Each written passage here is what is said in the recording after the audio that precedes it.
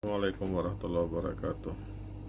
Pada kesempatan ini saya ingin menyampaikan, di video saya sebelumnya ada saya membaca dan mengamalkan satu keilmuan atau disebut juga dengan istilah hizib, yang mana hizib itu setiap menjelang satu suro, pada hari ini ya, ini sudah satu suro sudah masuk, atau satu Muharram, itu dibaca 7 kali. Saya menerima hizib tersebut, kalimat-kalimat mulia tersebut. Ini masih ada, saya simpan ya. Ini.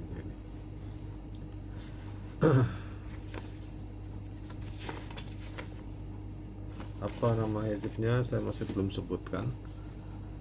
Tapi dari semenjak saya pertama kali menerima ijazah hizib ini, kemudian dinyatakan jika ada waktu sebaiknya setiap malam satu Muharram itu, atau satu Muharram, kembali mengambil ijazahnya, sehingga sampai 7 kali, yang berarti di setiap tahun kali 7 itu adalah 7 tahun saya mengambil ijazah hizib ini. Dikatakan kalau sudah selesai 7 kali mengambil ijazah hizib ini dan secara istiqomah dilanjutkan setiap malam satu Muharram atau satu suro membaca hizib ini 7 kali, insya Allah akan mendapatkan berkah yang luar biasa. Dan itu juga sudah banyak saya buktikan. Hizib ini ada keterangannya ya, Hizbul Wiqayati liman arodal wilayah. Di sini ada kalimat Hizbul Wiqayah liman arodal wilayah. Jadi di sini saya jelaskan yang 5 arodal wilayah bagi para penguasa yang memiliki wilayah. Arah-arahnya itu ke arah-arah kekuasaan wilayah. Kalau dihubungkan dengan profesi saya saat ini, artinya insya Allah dengan izin Allah, ke daerah manapun saya arahkan pikiran saya untuk membantu siapapun, maka energi pertolongan dari doa yang saya bacakan, doa berkah dari hizib ini atau doa berkah dari kalimah manapun, insya Allah sampai dengan berkualitas.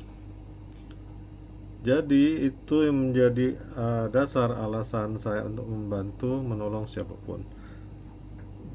Tapi bukan berarti saya ingin menyombongkan diri, tidak. Saya hanya ingin menyampaikan bahwasanya untuk mendapatkan satu keilmuan saja itu bisa 7 tahun lamanya kita menjalani proses. Ini tidak gampang dan tidak mudah. Dan itu pun masih diulang setiap tahun secara istiqomah. Dan itu pun juga masih menerima kenyataan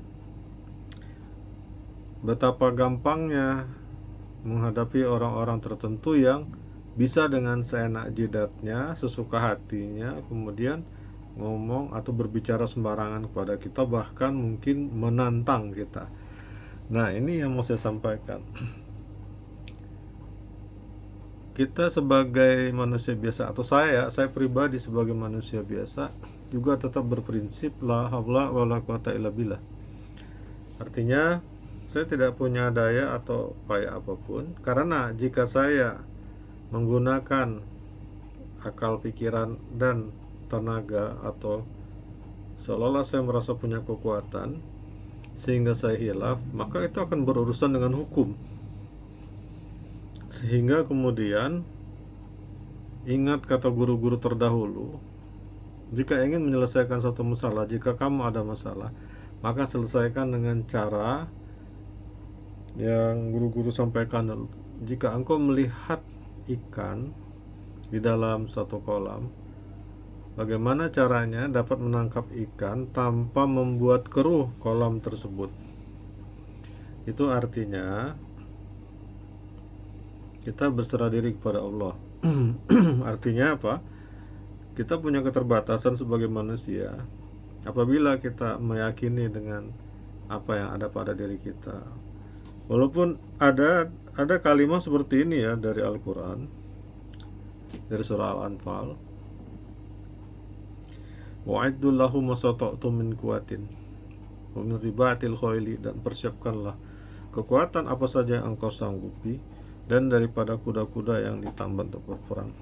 Turhibunahum aduwallah wa aduwakum, dengan kekuatan itu engkau mampu menghadapi, menggentarkan musuh-musuh Allah dan musuh-musuh kamu sendiri. Wa kharina minhum la ta'lamunahum Allah ya'lamuhum, dan ada satu musuh lagi yang tidak engkau ketahui, tapi aku Allah yang maha mengetahui. Yaitu yang disebut dengan istilah musuh dalam selimut. Mungkin bisa jadi sahabat kita sendiri di depan berbuka manis tapi menusuk dari belakang. Masih mending kalau musuh itu menghina kita atau menantang kita melalui kata-kata berhadapan begini. Kita jelas ketahuan siapa lawan, siapa kawan. Tapi kalau yang menikam dari belakang, menggunting dalam lipatan ini ya, wa akharinahum la ta'lamunahum Allah ya'lamuhum, maka Allah yang mengetahui. Maka yang bekerja di sini kemudian Allah tegaskan lagi, wa ma ramaita iz ramaita walakinnallaha ramah, bukan engkau yang melemparkan, maksudnya menolak gitu ya, tapi akulah Allah yang melemparkan, menolak. Bahkan disebut lagi, makaru makarallahu wallahu khairul makirin, sebaik-baik pembuat tipu daya, siapapun sebaik-baik pembuat tipu daya tak akan bisa menghadapi kekuatan dari Allah, karena Allah lah sebaik-baik yang menghadapi tipu daya itu. Itulah keyakinan saya. Jadi saya tidak suka kalau ada yang kemudian menantang saya, itu saya timpali balik gitu ya, karena saya berkeyakinan energi ini akan bekerja. Jadi kasihan, tolong jangan. Saya serius membantu orang siapapun dengan ikhlas. Jikapun ada mahar, sesungguhnya itu ada penjelasan lagi berdasarkan hadis Rasulullah SAW. Dan orang-orang seperti kami ini rentan terkena jebakan ego, yaitu seolah-olah dirinya yang merasa bisa. Padahal kalau di dalam prinsip keluhuran budaya Jawa dikatakan, jangan kamu yang merasa bisa, tapi bisalah merasa, gitu ya. Nah, tapi bukan dengan demikian berarti kemudian siapapun seenak hati, suka hatinya menginjak-injak kita. Cuma saya hanya bisa bilang, hati-hati. Kalau saya diam tidak melawan, bukan berarti saya takut. Energi ini akan bekerja. Bukan saya mengancam. 7 tahun saya mengambil ijazah dari keilmuan ini. Mana mungkin saya tidak meyakininya. Alhamdulillah, bersyukur apa yang saya ambil ini, ijazah ini, betul-betul bermanfaat dan terbukti bagi saya sendiri. Dalam keyakinan penuh karena Allah Ta'ala, atau yang disebut juga dengan istilahnya itu putus ma'rifat. Saya sangat meyakini ini. Itulah sebabnya saya tidak sebutkan namanya, cuma saya sebutkan sifatnya di sini ya. Hizbul Wiqayati liman aradal wilayah. Itu. Semoga hizib itu terutama bagi para calon legislatif, cukup dengarkan saja. Semoga Allah ridho, kalian menang, sukses menjadi wakil rakyat, dan tetap amanah dalam menjalankan karyanya. Assalamualaikum warahmatullahi wabarakatuh.